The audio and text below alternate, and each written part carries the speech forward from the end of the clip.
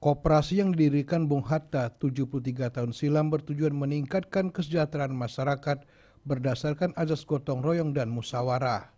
Namun di usianya yang semakin matang, peran koperasi masih belum maksimal untuk mengangkat kesejahteraan masyarakat Indonesia tersebut. Berbicara mengenai koperasi saat ini sangat cocok bila kita bersilaturahmi dengan Haji Hasanuddin yang saat ini menjabat sebagai Ketua Koperasi Pegawai Negeri DKI Jakarta.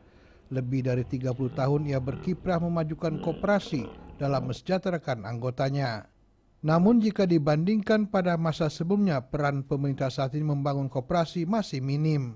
Oleh karena itu sebagai pemerhati koperasi, Haji Hasanuddin melihat koperasi sebagai soko guru perekonomian bangsa Indonesia jalannya lamban.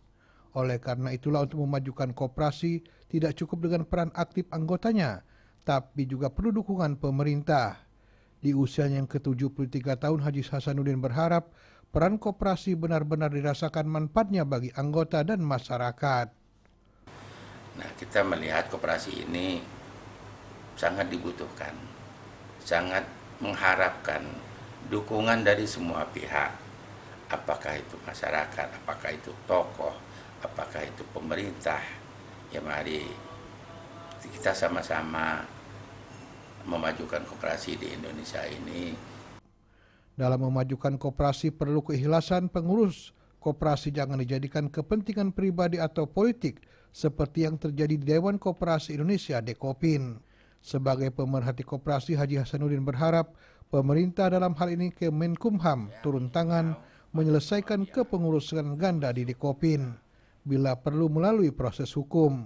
Kisru di Dekopin bila dibiarkan akan mempengaruhi eksistensi koperasi.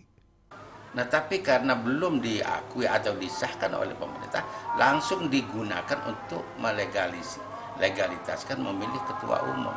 Ini yang saya simak, ya, yang saya pahami dari isi bunyi surat Kementerian Hukum dan HAM itu, sehingga dapat diambil kesimpulan keberadaan Pak Nurdin Halid selaku ketua Dekopidwil itu menyalahi prosedur, menyalahi anggaran dasar dan menyalahi Kepres.